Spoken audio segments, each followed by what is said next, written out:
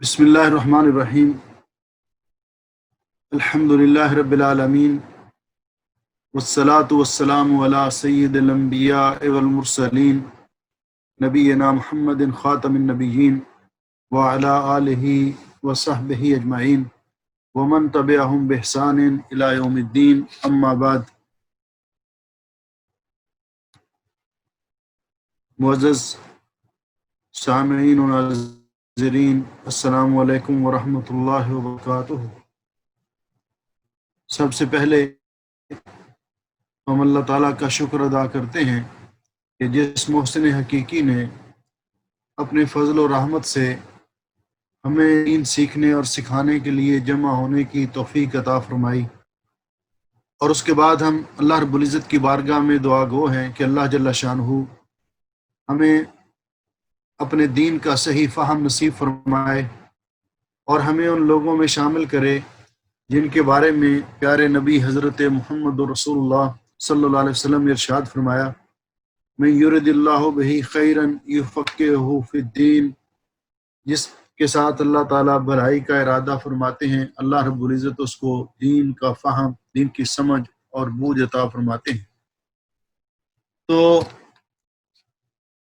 اللہ تعالیٰ سے دعا ہے کہ اللہ رب العزت ہمیں اپنے دین کا صحیح فہم بھی نصیب فرمائے اور ہمیں اپنی نازل کردہ نورانی تعلیمات پر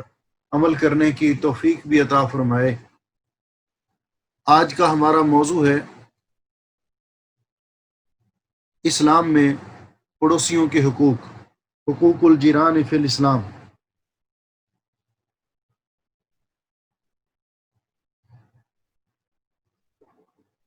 حقوق الجیران فی الاسلام، اسلام میں پڑوسیوں کے حقوق۔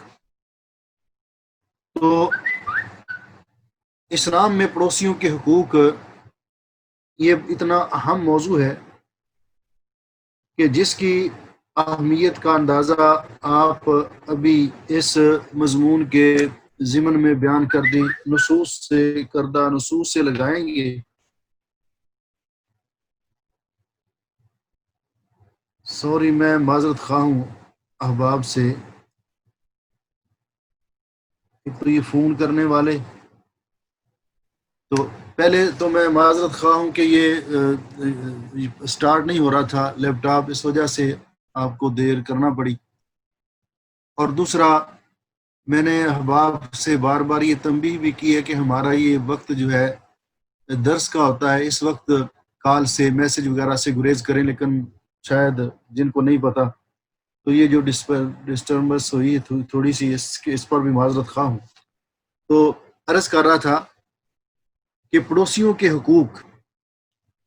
اسلام کے اندر ان کی بڑی اہمیت بیان کی گئی ہے، اور اسلامی تعلیمات اور دین اسلام کے محاسن میں سے یہ ہے کہ اللہ جل شانہ نے معاشرے کے اندر امن و سکون قائم کرنے کے لیے پیار و محبت کی فضا، احساس اور ہمدردی کی فضا پیدا کرنے کے لیے حقوق و فرائض کا تعین کر دیا ہے۔ اللہ رب العزت نے معاشرے کے تمام افراد، خواہ وہ والدین ہوں یا اولاد ہو، شوہر ہو، بیوی ہو، بہن بھائی ہوں یا دیگر عزیز و اقارب ہوں، اسی طرح پڑوسی ہوں یا اور انسان کے دوست احباب جن کے ساتھ کاروباری تعلق ہو، سب کے اللہ رب العزت نے حقوق بھی واضح کر دیے ہیں اور ان کے فرائض کا تعین بھی کر دیا ہے۔ اور یہ حقیقت ہے کہ جب کسی معاشرے کے افراد وہ اپنے حقوق و فرائض کا خیال رکھیں گے، یعنی حقوق کیا ہیں کہ جو ہمارے حق ہیں دوسروں کے ذمے، جو ہمارے حق دوسروں کے ذمے ہیں، تو جب دوسرے لوگ ہمارے حقوق ادا کریں گے، اور فرائض کیا ہیں جو دوسروں کے حق ہمارے ذمے ہیں، جو دوسروں کے حق ہمارے ذمے ہیں، تو جب ہر شخص معاشرے کا اپنے حقوق جو اس پر ہیں وہ ادا کرے گا اور اپنے فرائض یعنی دوسروں کے حقوق ادا کرے گا اور اس کی جو ذمہ داریاں ہیں ان کو وہ پورا کرے گا، تو معاشرے کے اندر ایک توازن قائم رہے گا، امن و سکون کی فضا پیدا ہوگی۔ اور یہی شریعت اسلامی کی منشا ہے کہ ایک پرامن معاشرہ جو ایک دوسرے کے احساس ہمدردی اور حسن تعاون پر اور حسن سلوک پر مبنی ہو۔ اس لیے کہ اسلام کا نام سے ہی ظاہر ہے کہ اسلام سلامتی کا مذہب ہے، سلامتی کا دین ہے، اللہ اور اللہ تعالیٰ کے رسول صلوات اللہ وسلام علیہ کے احکام کے سامنے سر تسلیم خم کرنے کا نام ہے۔ تو جہاں اسلام نے باقی حقوق ان کا تعین کیا ہے اور ان کی وضاحت کی ہے، وہاں پڑوسی کے حقوق بھی اسلام نے بڑی وضاحت کے ساتھ بیان کیے ہیں، اور ان کی اہمیت بڑی احادیث پاک کے اندر اور قرآن پاک میں بھی اللہ رب العزت نے بڑی وضاحت کے ساتھ اس کی اہمیت کو اجاگر کیا ہے۔ پڑوسی ہوتا کون ہے؟ پڑوسی کو عربی زبان میں جار کہتے ہیں۔ تو جار وہ شخص ہوتا ہے کہ جو انسان کے جوار میں رہتا ہو، اس کا سکن۔ بعض علماء نے اس کی یہ تعریف کی ہے کہ اصطلاحی طور پر پڑوسی وہ ہے الجار فی الاصطلاح وہ من جاورک جوارا شرعیا، وہ جو شرعی طور پر آپ کے پڑوس میں رہتا ہو، اس کا گھر آپ کے پڑوس میں ہو، وہ سکن میں آپ کا پڑوسی ہو، جوارن شرعین سوان کان مسلمن او کافرن، خواہ وہ مسلمان ہو یا کافر ہو، برن او فاجرن، نیک ہو یا بد ہو، صدیقن او عدوان، آپ کا دوست ہو یا دشمن ہو، محسنن او مسیئن، آپ کے ساتھ احسان اور نیکی کرنے والا ہو یا آپ کے ساتھ برا سلوک کرنے والا ہو، نافعن او ضارن، آپ کے لیے نفع مند ہو یا نقصان دہ ہو، قریباً او اجنبیاً، آپ کا رشتہ دار ہو یا غیر رشتہ دار ہو، بلدیاً او غریباً، آپ کا ہم وطن ہو یا باہر سے آ کر وہاں رہتا ہو۔ یہ سارے کے سارے اس ٹائٹل کے تحت آتے ہیں کہ یہ پڑوسی ہیں، یہ جوار میں شامل ہیں۔ اللہ رب العزت نے قرآن کریم میں سورہ النساء کی آیت نمبر 36 میں فرمایا، اعوذ باللہ من الشیطان الرجیم، وَاعْبُدُوا اللَّهَ وَلَا تُشْرِكُوا بِهِ شَيْئًا، اللہ تعالیٰ کی عبادت کرو اور اللہ کے ساتھ کسی کو شریک نہ ٹھہراؤ۔ وَبِالْوَالِدَيْنِ إِحْسَانًا، سب سے پہلے اللہ تعالیٰ نے قرآن پاک میں اپنے حق کے بعد والدین کے حق کا ذکر کیا ہے۔ تو یہاں بھی فرمایا اللہ تعالیٰ کی عبادت کرو اور اس کے ساتھ کسی کو شریک نہ ٹھہراؤ، وَبِالْوَالِدَيْنِ إِحْسَانًا، اور اپنے والدین کے ساتھ احسان اور نیکی کرو، اپنے والدین کے ساتھ حسن سلوک کرو۔ وَبِذِي الْقُرْبَى، قریبی رشتہ داروں کے ساتھ بھی حسن سلوک کرو۔ وَالْيَتَامَى، یتیموں کے ساتھ۔ وَالْمَسَاكِينَ، اور مسکینوں کے ساتھ۔ اور اس کے بعد فرمایا وَالْجَارِ ذِي الْقُرْبَى وَالْجَارِ الْجُنُبِ وَالصَّاحِبِ بِالْجَنبِ، اور وَالْجَارِ ذِي الْقُرْبَى، رشتہ دار پڑوسی کے ساتھ بھی حسن سلوک کرو۔ وَالْجَارِ الْجُنُبِ، اور آپ کے ساتھ جو رشتہ دار نہیں ہے، غیر رشتہ دار پڑوسی ہے، اس کے ساتھ بھی حسن سلوک کرو۔ وَالصَّاحِبِ بِالْجَنبِ، اور جو آپ کے ساتھ سکن میں شریک ہے، گھر میں آپ کے ساتھ رہتا ہے، آفس میں آپ کا جو ساتھی ہے، سفر کرتے ہوئے دوسری سیٹ پر آپ کے بیٹھا ہوا ہے، یہ سارے کے سارے ان کے ساتھ بھی حسن سلوک کرو۔ اس اعتبار سے اسلام میں پڑوسی کے 3 کیٹیگریز بیان کی گئی ہیں، اور ان کے حقوق کا واضح کر دیا، ان کے حقوق کے اعتبار سے ان کو 3 حصوں میں تقسیم کیا گیا ہے۔ پہلا پڑوسی وہ ہے کہ جو پڑوسی ہونے کے ساتھ ساتھ انسان کا رشتہ دار بھی ہے، تو اس کے لیے اس کے اپنے پڑوسی پر 3 حقوق ہیں۔ ایک پڑوسی ہے اور پڑوسی ہونے کے ساتھ ساتھ وہ رشتہ دار بھی ہے، تو یعنی ایک حق الجوار، پڑوسی ہونے کا حق، دوسرا وہ مسلمان ہے، حق الاسلام، اور تیسرا وہ رشتہ دار ہے، حق القرابہ، یعنی ایسا رشتہ دار جو مسلمان ہے اور پڑوس میں رہتا ہے اور ساتھ رشتہ دار بھی ہے۔ تو ایسے پڑوسی کے انسان پر 3 حق ہیں، ایک پڑوسی ہونے کا حق، دوسرا مسلمان ہونے کا حق، اور تیسرا رشتہ دار ہونے کا حق۔ دوسرا پڑوسی وہ ہے کہ جو مسلمان تو ہے لیکن رشتہ دار نہیں ہے، تو اس کے 2 حق ہیں، ایک حق الجوار، پڑوسی ہونے کا حق، اور دوسرا حق الاسلام، مسلمان ہونے کا حق۔ تیسری قسم کا پڑوسی وہ ہے کہ جس کا انسان پر ایک حق ہے کہ وہ پڑوسی ہے، نہ وہ مسلمان ہے اور نہ ہی وہ رشتہ دار ہے، تو اس کا مسلمان پر ایک حق ہے، اور وہ ہے حق الجوار، پڑوسی ہونے کا حق۔ لہٰذا یہ جتنی قسم کے یہ پڑوسی بیان کیے گئے، ان کے حقوق اللہ رب العزت نے متعین کیے ہیں، اور ان کے ساتھ حسن سلوک کرنے کا حکم دیا ہے، اور جس قدر کسی کے حقوق زیادہ ہیں اسی قدر اس کے پڑوس میں اس کے جو حقوق ہیں وہ زیادہ اہمیت اختیار کرتے جاتے ہیں۔ بعض علماء نے کہا ہے کہ وہ صاحب بالجم، آپ کے جو پاس بیٹھنے والا ہے، صاحب بالجم، یہ پڑوسی کون ہے؟ تو کہتے ہیں اس میں گھر میں اہلیہ بھی شامل ہے، اس کے ساتھ بھی حسن سلوک کا حکم دیا گیا۔ ایک روم میں رہنے والے، اگر ایک روم کے اندر آپ گھر میں اپنے بچے ہیں وہ سوتے ہیں، تو جو ایک چارپائی، دوسری چارپائی، تیسری چارپائی، یہ سارے ایک دوسرے کے پڑوسی ہیں، ان کو بھی پڑوسی کے حقوق کا خیال رکھنا چاہیے۔ رومیٹ جو ایک کمرے میں کئی لوگ رہتے ہیں، کمرہ کرائے پہ لے کر 3 4 5 لوگ، وہ سارے کے سارے ایک دوسرے کے پڑوسی ہیں۔ آفس میں کام کرنے والے جو بیٹھ کر ایک ٹیبل ہے روم کے اندر، دوسرا ہے، تیسرا ہے، اور یہ اپنا کام کرتے ہیں ایک روم کے اندر، ایک آفس میں بیٹھے ہوئے، یہ سارے ایک دوسرے کے پڑوسی ہیں۔ سفر کرنے والے سیٹ پر بیٹھے ہوئے، دائیں طرف والا بھی بائیں طرف والا بھی، یہ دونوں پڑوسی ہیں۔ تو سب کو حکم دیا گیا کہ وہ پڑوسی کے ساتھ حسن سلوک کریں، پڑوسی کے ساتھ حسن سلوک کریں، کیونکہ انسان پہچانا جاتا ہے۔ یا جس طرح کہ کسی نے حضرت فاروق اعظم رضی اللہ تعالیٰ نے کسی سے پوچھا تھا کہ فلاں آدمی کے بارے میں آپ کا کیا خیال ہے، تو انہوں نے کہا جی بہت اچھا آدمی۔ تو فرمانے لگے آپ کو کیسے پتا کہ وہ اچھا آدمی ہے؟ کیا آپ نے اس کے ساتھ کوئی معاملہ کیا ہے؟ کہا جی معاملہ تو نہیں کیا۔ کیا آپ نے اس کے ساتھ کوئی سفر کیا ہے؟ یہ سفر بھی نہیں کیا، تو پھر آپ کیسے یہ شہادت دے سکتے ہیں؟ تو گویا کہ سفر انسان کے رویے کا، طرز عمل کا پتہ چلتا ہے، یا پڑوسیوں کو یا پھر جس کے ساتھ کوئی معاملہ کیا ہو وہ بتائیں کہ وہ شخص کیسا ہے۔ جیسا کہ حدیث پاک میں آتا ہے کہ ایک آدمی نے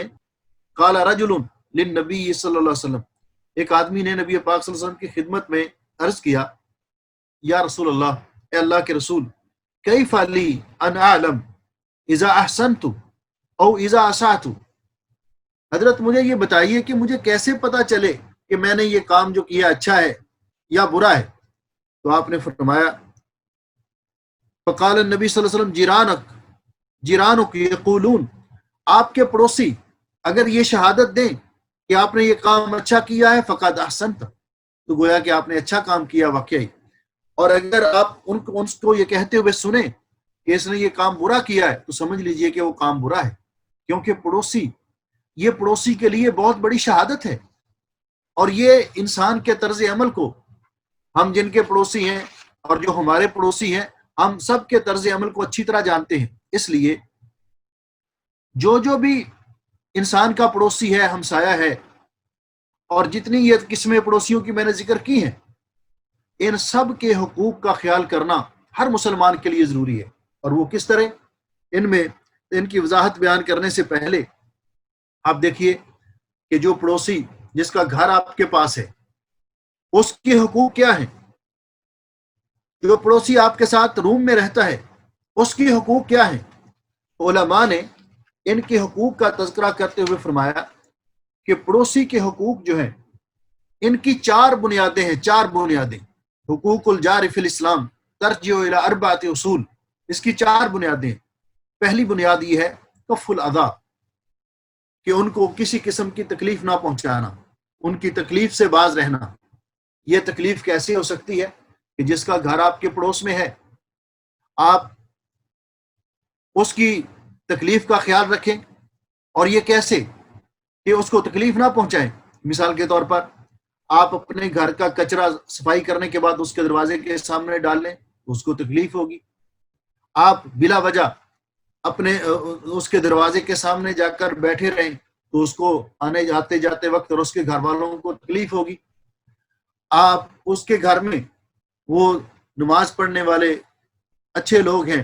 اور آپ اپنے گھر کے اندر بلند آواز سے اونچی اونچی گانے لگائیں تو اس سے اس کو تکلیف ہوگی، اور آپ کہیں جی نہیں تو ہم تو اپنے گھر میں کر رہے ہیں، آپ اپنے مکان کی چھت پہ چڑھیں جس سے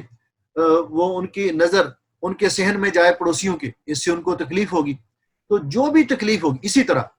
جو پڑوسی آپ کے روم میں ہیں، مثلا روم کے اندر جو رومیٹ ہیں، کام سے تھکے ہوئے آئے ہیں، وہ سونا چاہتے ہیں، لیکن آپ لائٹ آن کر کے تو آپ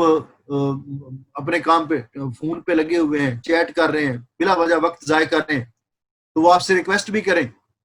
کہ بھائی ہم نے صبح ڈیوٹی پہ بھی جانا ہے، اب سونے کا ٹائم ہے تو سو لیں، تو آپ ناراض ہوں اور لائٹ بند نہ کریں، تو یہ بھی پڑوسی کو تکلیف پہنچانا ہے۔ پڑوسی سو رہے ہوں، آپ اونچی اونچی باتیں کریں اور ان کی نیند میں خلل ہو، یہ بھی پڑوسی کے لیے تکلیف دہ بات ہے۔ تو کسی قسم کا بھی پڑوسی کو تکلیف پہنچانا جس سے اس کے معمولات میں خلل آتا ہو یا اس کے نیند اور آرام میں خلل آتا ہو، وہ قرآن پاک کی تلاوت کرنا چاہتا ہو، وہ نماز پڑھ رہا ہو، آپ ٹی وی آن کر کے اور کوئی ڈرامہ اور گانے لگا دیں، تو یہ ساری کی ساری چیزیں تکلیف دہ ہیں۔ اسی طرح سیٹ کے ساتھ بیٹھا ہوا سیٹ پر پڑوسی، اس کے بھی اپنے حقوق ہیں۔ آپ اپنے یعنی آرام کے لیے کبھی اس کے اوپر گریں، کبھی اس کے اوپر گریں، کبھی ان کو ڈسٹرب کریں، تو یہ بھی بات درست نہیں ہے۔ آفس کے اندر بیٹھے ہوئے ساتھی اپنے اپنے کام کر رہے ہیں، آپ اونچی اونچی آواز پہ فون پہ باتیں کرتے رہیں، آپ گپ شپ لگاتے رہیں ان کو، اور وہ اپنے کام میں ان کے کام میں خلل واقع ہو، تو یہ سارا کے سارا پڑوسی کو تکلیف پہنچانے میں آتا ہے۔ تو پہلا حق یہ ہے کہ پڑوسی کو تکلیف پہنچانے سے باز رہا جائے۔ دوسری اصل اور بنیاد یہ ہے کہ پڑوسی کی حمایت کی جائے، یعنی اس کو اگر کوئی مشکل ہو تو اس مشکل میں اس کا ساتھ دیا جائے۔ پڑوسی اگر اس کو آپ کی مدد درکار ہو تو اس کی مدد کی جائے، اس پر کوئی زیادتی کر رہا ہو آپ اس کا تعاون کریں، یعنی اس کی حمایت کی جائے، اس پر آنے والی تکلیف کو دور کیا جائے۔ تیسرے نمبر پر الاحسان الیہ، پڑوسی کے ساتھ حسن سلوک کریں۔ وہ اگر آپ کے ساتھ سخت معاملہ بھی کرتا ہے تو آپ اس کے ساتھ نرم معاملہ اختیار کریں۔ پڑوسی کے ساتھ اگر آپ اپنے گھر میں کوئی چیز پکاتے ہیں، جس طرح کہ نبی پاک صلی اللہ علیہ وسلم نے حضرت ابو ذر رضی اللہ تعالیٰ عنہ کو فرمایا تھا کہ فرماتے ہیں اوصانی خلیلی، کہ میرے خلیل پیغمبر حضرت محمد رسول اللہ صلی اللہ علیہ وسلم نے مجھے اس بات کی وصیت کی، اذا طبخت مرقن، جب آپ کبھی شوربے والی کوئی چیز پکائیں، اور ایک روایت میں جب آپ گوشت خرید کے لائیں اور شوربہ بنائیں، فاکثر ماءہ، تو اس میں پانی زیادہ ڈال لیا کرو، شوربہ زیادہ بنا لیا کرو، ثم انظر الی اہل بیت جیرانک، پھر اپنے پڑوسیوں کا خیال کرو، ان کو کچھ بھیج دیا کرو۔ اور ایک روایت میں یا بزر اذا طبخت مرقہ فاکثر ماءہ وتعاہد جیرانک، کہ جب بھی آپ کوئی شوربے والی چیز پکائیں تو اس میں شوربہ زیادہ بنا لیا کریں اور پڑوسیوں کا خیال رکھیں، ان کی طرف بھیج دیں، شاید وہ ضرورت مند ہوں۔ تو اس طرح پڑوسیوں کو کھانے پینے میں ان کا خیال رکھنا، یا کوئی چیز آپ لے کر آئیں اپنے بچوں کے لیے، اگر ہو سکے تو آپ وہ پڑوسیوں کے گھر بھی بھیج دیں تاکہ ان کے بچے جو وہ پریشان نہ ہوں۔ یا اگر آپ نہیں دے سکتے، اتنی وہ چیز ہے کہ آپ کے بچوں کے لیے کافی، آپ ان کو نہیں دے سکتے، تو پھر آپ وہ چیز چھپا کر لے آئیں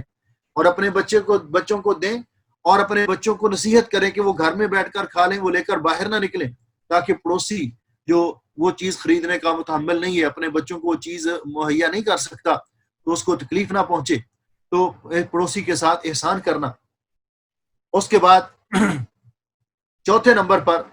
مقابلۃ جفائہ بالحلم والصفح، پڑوسی اگر اس کا مزاج سخت بھی ہو، وہ آپ کے ساتھ سخت رویہ بھی رکھتا ہو، تو آپ درگزر کریں، آپ اس پر صبر کریں، آپ اس کے ساتھ الجھنے کی کوشش نہ کریں، لڑائی جھگڑے کی کوشش نہ کریں۔ تو یہ اصول ہیں، یہ بنیادیں ہیں جو پڑوسیوں کے حق کے لیے۔ اسی طرح پڑوسی اگر کسی پر ظلم کرتا ہو تب بھی اس کی مدد کریں، اس کا ہاتھ روکیں، کوئی اس پر ظلم کرتا ہو تو پڑوسی کی مدد کریں۔ تو یہ حقوق چار بنیادیں بیان کی، چار اصل بیان کیے کہ پڑوسی کے پڑوسی پر جو حقوق ہیں۔ حضرت ابن عباس رضی اللہ تعالیٰ عنہما فرماتے ہیں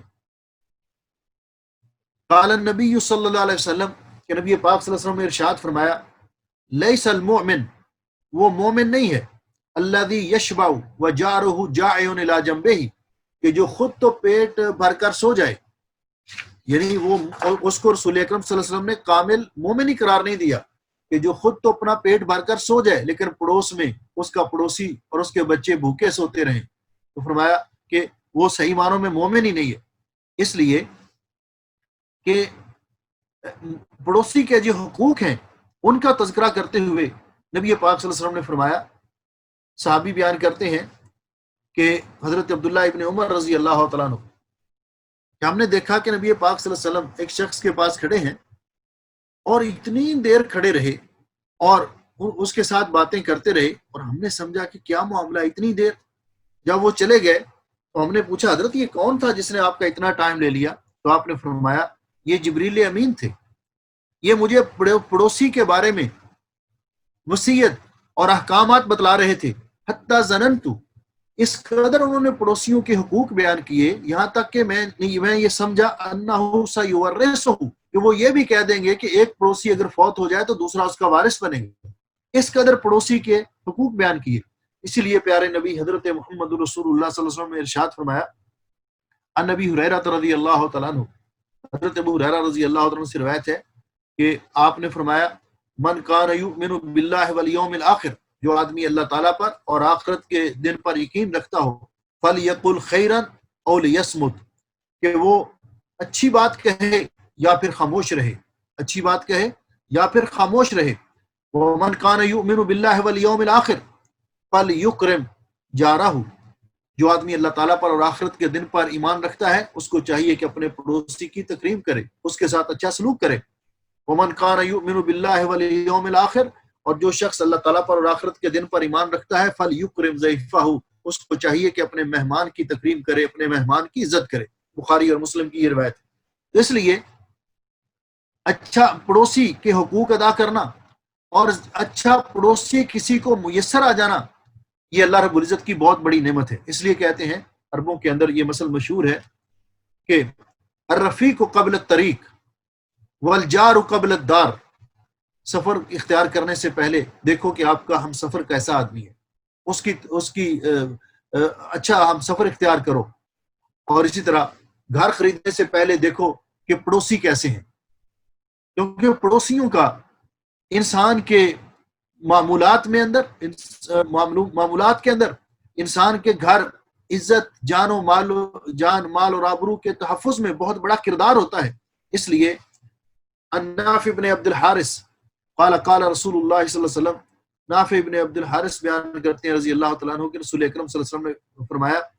من سعادت المرء، دنیا میں ایمان اور اسلام کے بعد انسان کی سعادت مندی کی علامت ہے، پہلی چیز المرأۃ الصالحہ، نیک بیوی، اور نیک بیوی فرمایا نیک بیوی وہ ہے کہ اذا نظر الیہ سرتہ، جو اپنے شوہر کی خوشی کا خیال رکھے، جب شوہر اس کو دیکھے تو خوش ہو جائے، شرعی حدود کے اندر رہتے شرعی اصول اور قواعد و ضوابط کے اندر رہتے ہوئے، وَإِذَا أَمَرَهَا طَاعَتْهُ، اور جب شوہر اس کو حکم دے تو اس کی اطاعت کرے، وَإِذَا غَابَ عَنْهَا حَفِظَتْهُ، اور جب شوہر گھر نہ ہو وہ اپنے جسم کی، اپنی عزت و عصمت کی اور شوہر کے گھر کی اور اس کے بچوں کی حفاظت کرے۔ فرمایا دوسری چیز الجار الصالح، اچھا پڑوسی جس کو میسر آ جائے، اس کی زندگی بھی بڑی پرسکون ہوتی ہے، اور یہ بھی اللہ تعالیٰ کی طرف سے بہت بڑی نعمت ہے، سعادت مندی کی علامت ہے۔ تیسری چیز والمرکب الحنی، اور آرام دہ سواری، یہ بھی اللہ رب العزت کی بہت بڑی نعمت ہے۔ اور تیسری چیز والمسکن الواسع، اور کھلا گھر جس کے اندر انسان کی ضروریات کے لیے سب کچھ موجود ہو۔ تو اس لیے رسول اکرم صلی اللہ علیہ وسلم اللہ تعالیٰ کی بارگاہ میں یہ دعا کیا کرتے تھے برے پڑوسی سے اور برے ہمسائے کہ جس کے اخلاق اچھے نہ ہوں۔ تو نبی پاک صلی اللہ علیہ وسلم، حضرت ابو ہریرہ رضی اللہ تعالیٰ عنہ فرماتے ہیں کہ آپ کی یہ دعا تھی نبی پاک صلی اللہ علیہ وسلم کی، اللہم انی اعوذ بک من جار السوء، اے اللہ میں برے پڑوسی سے تیری پناہ چاہتا ہوں، میں برے پڑوسی سے تیری پناہ چاہتا ہوں۔ فی دار المقام، آخرت کے گھر میں،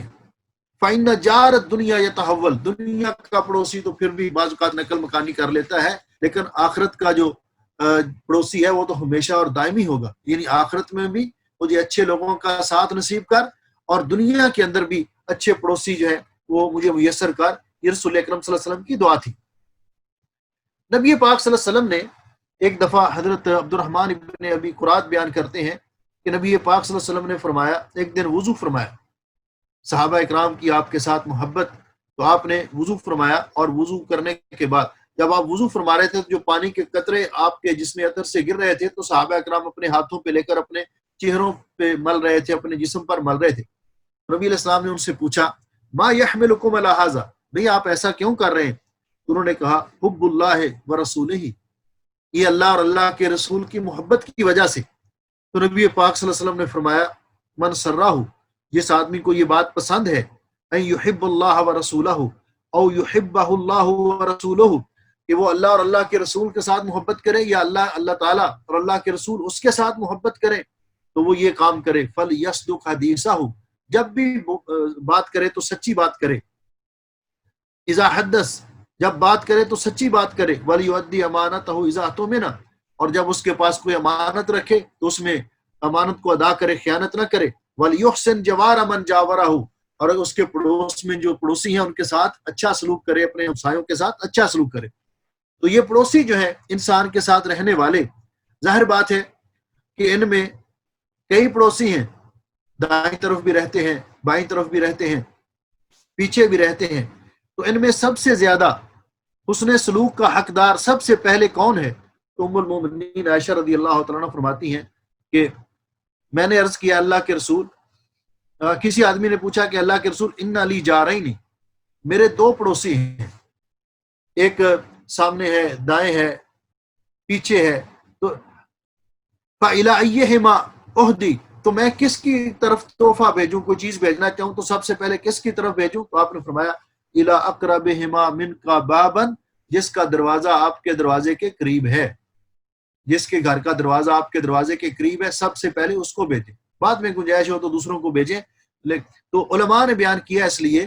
کہ یہ شخص جس کا دروازہ آپ کے گھر کے قریب ہے، اس میں حکمت یہ ہے کہ وہ جب وہ دیکھے گا کہ آپ کوئی چیز لے کر یا آپ کا بچہ کوئی چیز لے کر دوسروں کو دینے کے لیے جا رہے ہیں اس کے دروازے کے آگے سے گزر کر، تو اس کو تکلیف ہوگی، اس لیے سب سے پہلے اس پڑوسی کا خیال رکھا جائے جس کا گھر آپ کے زیادہ قریب ہے۔ اسی طرح دعوت آئے تو فرمایا کہ ایک پڑوسی نے بھی پیغام بھیجا کہ آپ نے ہمارے ہاں آنا ہے، دوسرے نے بھی بھیجا ہے، تو آپ نے فرمایا کہ اس میں دیکھو کہ سب سے پہلے دعوت کس کی آئی ہے، اور پھر اگر ایک ساتھ آئی ہے تو پھر دیکھو سب سے زیادہ قریب دروازہ کس کا ہے، تو اس کی دعوت کو سب سے پہلے قبول کیجیے۔ تو یہ پڑوسیوں کے حقوق جو شریعت نے مقرر کیے ہیں، علماء نے نبی پاک صلی اللہ علیہ وسلم کے ارشادات کے پیش نظر کہ رسول اکرم صلی اللہ علیہ وسلم نے فرمایا کہ جو آدمی اللہ اور اللہ کے رسول پر ایمان رکھتا ہے، آخرت کے دن پر ایمان رکھتا ہے، تو اس کو چاہیے کہ اپنے پڑوسی کو کسی قسم کی تکلیف نہ پہنچائے۔ ابھی شرح بیان کرتے ہیں کہ نبی پاک صلی اللہ علیہ وسلم نے فرمایا، واللہ لا یؤمن، واللہ لا یؤمن، اللہ کی قسم وہ صحیح مومن ہی نہیں ہے، وہ صحیح طور پر مومن ہی نہیں ہے، واللہ لا یؤمن، وہ صحیح طور پر مومن ہی نہیں ہے، 3 بار فرمایا۔ قیل من یا رسول اللہ، تو آپ کی خدمت میں عرض کیا گیا کہ اللہ کے رسول کون ہے وہ شخص؟ تو آپ نے فرمایا، الذی لا یامن جارہ بوائقہ، الذی لا یامن جارہ بوائقہ، کہ جس کا پڑوسی اس کی تکلیف سے، اس کی شر سے محفوظ نہ ہو، تو اس کو مومن ہی نہیں کہا گیا۔ اور حضرت ابو ہریرہ فرماتے ہیں رضی اللہ تعالیٰ عنہ کہ نبی علیہ السلام نے فرمایا، من کان یؤمن باللہ والیوم الاخر فلا یؤذی جارہ، جو اللہ تعالیٰ پر اور آخرت کے دن پر ایمان رکھتا ہے تو وہ کبھی اپنے پڑوسی کو تکلیف نہ پہنچائے،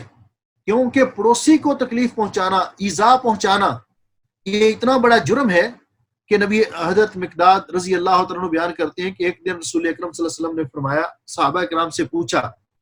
سأل رسول اللہ صلی اللہ علیہ وسلم اصحابہ عن الزنا، کہ بدکاری یہ کتنا بڑا گناہ ہے، قالوا حرام، یہ حرام ہے۔ تو نبی علیہ الصلوۃ والسلام نے فرمایا کہ یہ حرمہ اللہ ورسولہ، زنا بدکاری حرام ہے جس کو اللہ اور اللہ کے رسول نے حرام قرار دیا ہے۔ تو آپ نے فرمایا یہ حرام ہے، لیکن اگر کوئی شخص یہ بدکاری یہ اپنے پڑوسیوں کے گھر میں کرے تو فرمایا لَأَن يَزْنِيَ الرَّجُلُ بِعَشْرَةِ نِسْوَةٍ أَيْسَرَ عَلَيْهِ مِنْ أَن يَزْنِيَ بِامْرَأَةِ جَارِهِ، کہ پڑوسی کے گھر میں یہ بدکاری کرنا، بدکاری حرام ہے، بہت بڑا گناہ ہے، کبیرہ گناہ ہے، لیکن پڑوسی کے گھر میں ایسا کرنا یہ 10 گھروں میں ایسا کرنے سے زیادہ خطرناک اور سنگین جرم ہے یہ۔ اور فرمایا، پھر آپ نے پوچھا ان السرقہ، چوری کے بارے میں، صحابہ کرام نے کہا جی حرام ہے، اللہ اور اللہ کے رسول نے حرام قرار دیا۔ آپ نے فرمایا آدمی کسی اور جگہ پہ چوری کرے کبیرہ گناہ ہے، لیکن اگر پڑوسی کے گھر میں چوری کرے تو یہ 10 گھروں میں چوری کرنے سے زیادہ سنگین اور خطرناک گناہ ہے۔ اس لیے کہ پڑوسی کی جان، مال، عزت اور آبرو کا محافظ ہوتا ہے۔ اگر وہ باڑ ہی وہ اپنا پھلوں کو کھانا شروع کر دے، وہی فصل کو اجاڑنا شروع کر دے، تو پھر اور کس پر اعتماد کیا جا سکتا ہے؟ تو لہٰذا پڑوسی، اگر پڑوسی کے جس کی وہ عزت، مال، جان کا محافظ ہے، چادر اور چار دیواری کا تحفظ کرنے والا ہے، اگر وہی یہ کرے گا تو اس کا یہ جرم کئی گنا زیادہ بڑھ جائے گا، اس کا گناہ کئی گنا زیادہ بڑھ جائے گا۔ اس لیے رسول اکرم صلی اللہ علیہ وسلم نے اس کی ایک، آپ سے سوال کیا گیا کہ پڑوسیوں کے ساتھ جو برا سلوک کرتا ہے، عن ابی ہریرہ رضی اللہ تعالیٰ عنہ، حضرت ابو ہریرہ رضی اللہ تعالیٰ عنہ سے روایت ہے کہ رسول اکرم صلی اللہ علیہ وسلم سے پوچھا گیا یا رسول اللہ ان فلانا تصلی باللیل وتصوم بالنہار، فلاں عورت ہے جو دن کو روزے بھی رکھتی ہے، نفلی، رات کو تہجد بھی پڑھتی ہے اور صدقہ و خیرات بھی کرتی ہے، لیکن ولکنھا تؤذی جیرانھا بلسانھا، لیکن اس کی اخلاق کتنے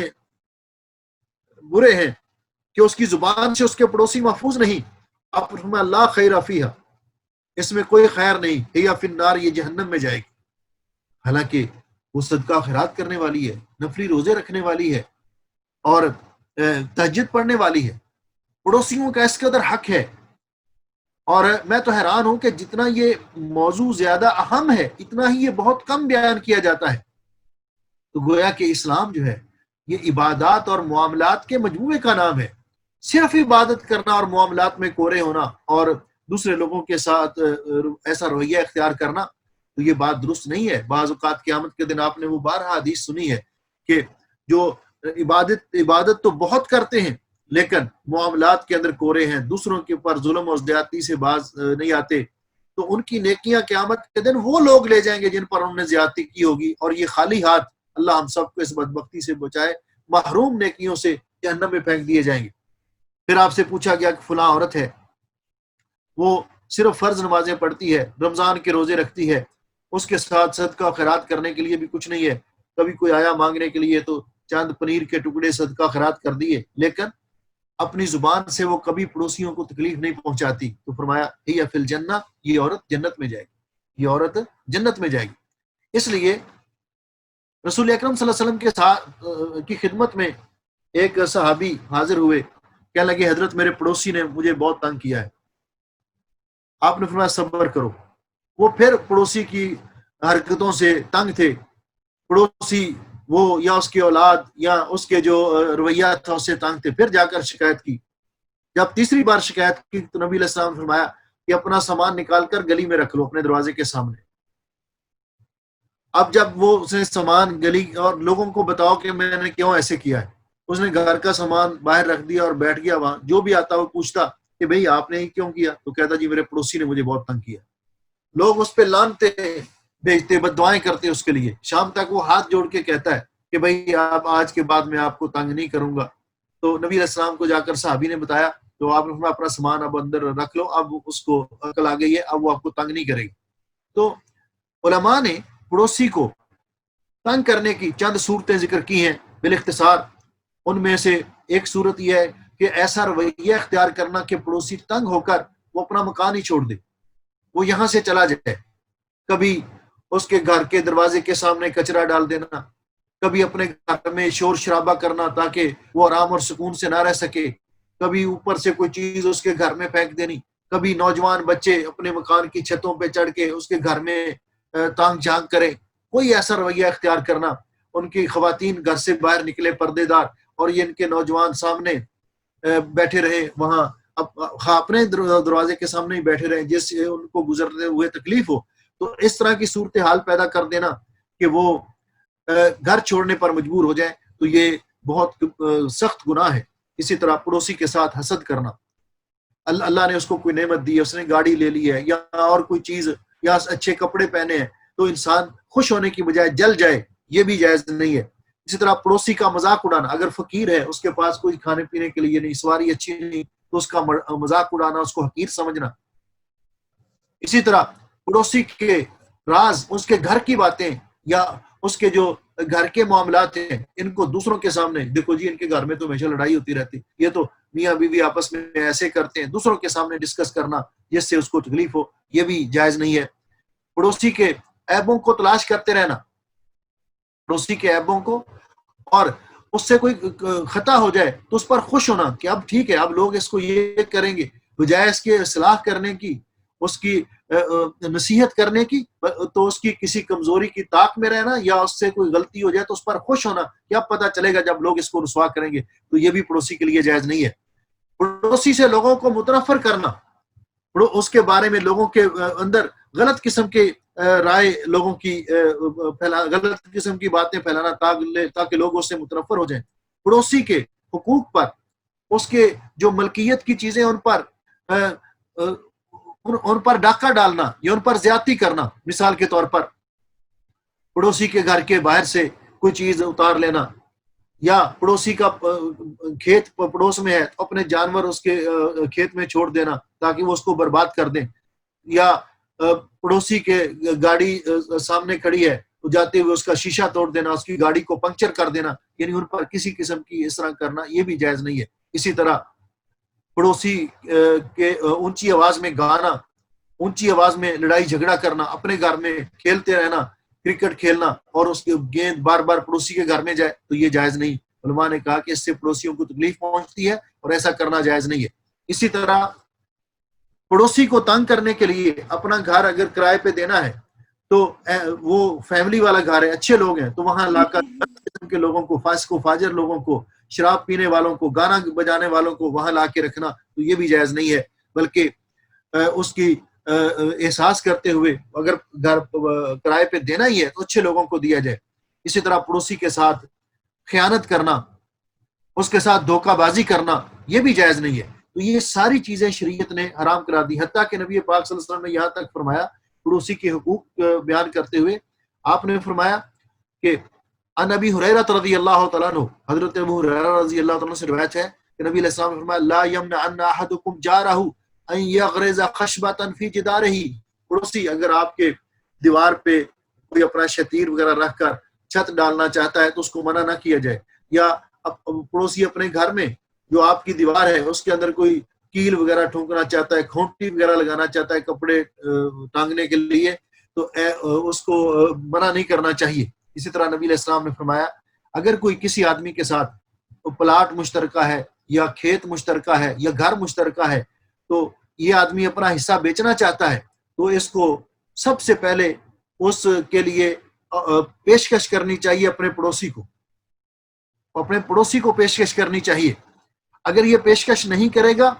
تو پھر شریعت نے پڑوسی کو شفا کا حق دیا ہے کہ وہ حق شفا کر سکتا ہے۔ تو نبی علیہ الصلوۃ والسلام نے فرمایا من کان له جار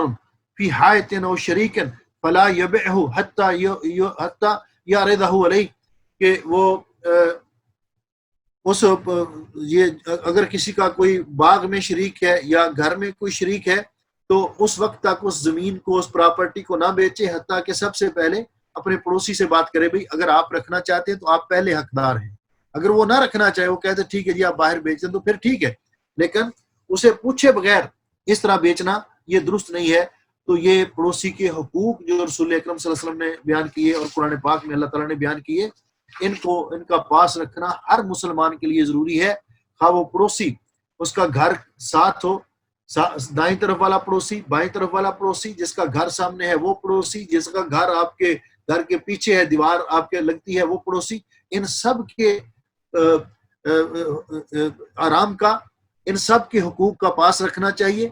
ان سب کی عزت، جان اور مال کے تحفظ کے لیے انسان کو کوشش کرنی چاہیے، اور ان پر کسی قسم کی ظلم اور زیادتی کرنا یا ان کے حقوق کو غصب کرنا یہ جائز نہیں ہے۔ اسی طرح ایک روم میں رہتے ہوئے ساتھی وہ ایک دوسرے کے پڑوسی ہیں، وہ ایک دوسرے کے حقوق کا خیال رکھیں، اور ایک گھر میں رہنے والے لوگ وہ ایک کمرے میں جو سو رہے ہیں یا ایک جگہ پہ بیٹھے ہیں پڑھ رہے ہیں وہ ایک دوسرے کے پڑوسی ہیں۔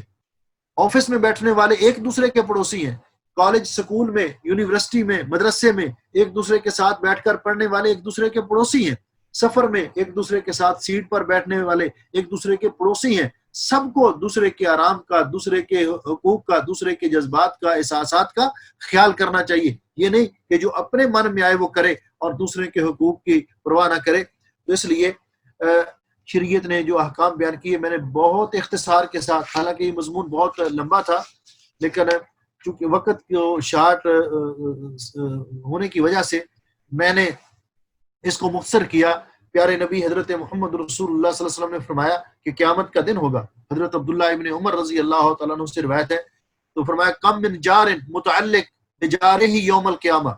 جس پڑوسی نے پڑوسی کے حقوق ادا نہیں کیے، اس کے ساتھ زیادتی کی یا ظلم کی، تو کتنے ایسے پڑوسی ہوں گے جو قیامت کے دن اپنے پڑوسی کے دامن کے ساتھ چمٹے ہوں گے اور اللہ تعالیٰ کی بارگاہ میں شکایت کریں گے، اس کو پکڑ کے لائیں گے اور کہیں گے یا رب ھذا اغلق بابہ دونی فمنع معروفہ، اس نے اپنے گھر کا دروازہ بند کر لیا تھا اور میرے ساتھ احسان کرنے سے یہ باز رہا تھا۔ اس لیے علماء نے لکھا ہے کہ یہ بہت بڑی زیادتی ہے اور بہت بڑا گناہ ہے کہ پڑوسی کو اگر یہ ضرورت کی چیزیں جس کا اللہ تعالیٰ نے سورۃ الماعون میں ذکر کیا وَيَمْنَعُونَ الْمَاعُونَ،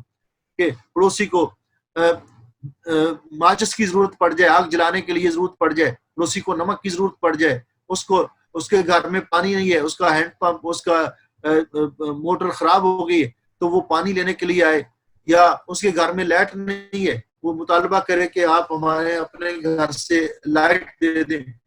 تو پڑوسی کے لیے جائز نہیں کہ ان چیزوں سے منع کرے جو عام استعمال کی چیزیں ہیں، بلکہ اپنے پڑوسی کو مہیا کرے۔ لکڑی وغیرہ پھاڑنے کے لیے کلہاڑا ہے، سبزی وغیرہ کاٹنے کے لیے چھری ہے، کبھی ان کے پاس آٹا کم ہو گیا، انہوں نے کہا جی آپ آٹا دے دیں، ہم آپ کو ہمارا آئے گا تو ہم دے دیں گے، تو یہ تبادلہ ان چیزوں کا کرنا یہ پڑوسیوں کو پڑوسیوں کے ساتھ کرنا چاہیے۔ جو ضرورت کے وقت بھی پڑوسیوں کے ساتھ ایسے نہیں کرتا، اس کی قیامت کے دن پڑوسی اللہ رب العزت کی بارگاہ میں شکایت کریں گے کہ یا اللہ اس نے اپنا دروازہ میری ضرورت اور میری حاجت کو دیکھ کر اس نے اپنا دروازہ بند کر لیا تھا۔ اس لیے حضرت عبداللہ ابن عمرو ابن عاص رضی اللہ عنہ بیان کرتے ہیں کہ نبی علیہ الصلوۃ والسلام نے فرمایا کہ خیر الاصحاب عند اللہ خیرہم لصاحبہ، دوستوں میں سب سے بہتر وہ ہے اللہ تعالیٰ کے ہاں کہ جو اپنے دوستوں کے لیے بہتر ہو، ان کا خیر خواہ ہو، ان کو نیکی کی نصیحت کرنے والا ہو، ان کو برائی سے روکنے والا ہو، ان کے مشکلات میں تعاون کرنے والا ہو۔ اور وخیر الجیران عند اللہ خیر خیرہم لجارہ، اور پڑوسیوں میں سے سب سے بہتر پڑوسی وہ ہے جو اپنے پڑوسی کے حق میں بہتر ہے۔ ایک زیادتی بھی کرتا ہے تو کوئی بات نہیں، اس کو برداشت کر کے لیکن اس کے ساتھ حسن سلوک کیا جائے۔ تو اس لیے ہم سب کو کوشش کرنی چاہیے کہ جو اللہ رب العزت نے پڑوسیوں کے حقوق رکھیں ہم اپنے پڑوسیوں کے حقوق ادا کریں۔ ہر پڑوسی کو، ہر ایک جو ایک دوسرے کے پڑوس میں رہتا ہے اس کو، حتیٰ کہ پڑوسی کافر ہی کیوں نہ ہو، یہودی اور عیسائی کیوں نہ ہو، تو اس کا بھی یہ حق ہے پڑوسی ہونے کا، اس کے ساتھ بھی حسن سلوک کیا جائے، اس کو بھی تنگ نہ کیا جائے۔ تو یہ شریعت کے سنہری احکام ہیں جو اختصار کے ساتھ میں نے آپ کے سامنے بیان کیے۔ اب اگر کسی بہن بھائی کا کوئی سوال ہو تو آپ کر سکتے ہیں۔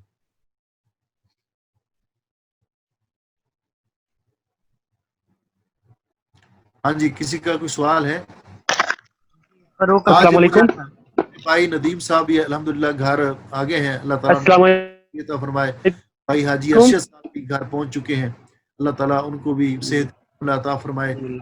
بیمار ہیں انشاءاللہ ہم سب دعا کریں گے۔ تو ہاں جی، سوال کر رہے تھے اس بھائی۔ السلام علیکم۔ وعلیکم السلام ورحمۃ اللہ۔ شیخ صاحب اگر کسی کا ہمسایہ ہے، وہ کچھ لوگ بد عقیدہ ہوتے ہیں، بہت زیادہ، بہت آگے بڑھے ہوئے، تو اگر وہ کچھ تحفہ بھیجیں کھانے کے لیے یا کچھ ایسی چیزیں بھیجیں تو ان کا استعمال کر سکتے ہیں؟ ایسی صورتحال میں اپنے پڑوسی کو سمجھانا چاہیے اور اس کو کہے بھئی ہم ان چیزوں کو نہیں لیتے، آپ ناراض بھی نہ ہو، اچھے طریقے سے اس کو سمجھا دینا چاہیے۔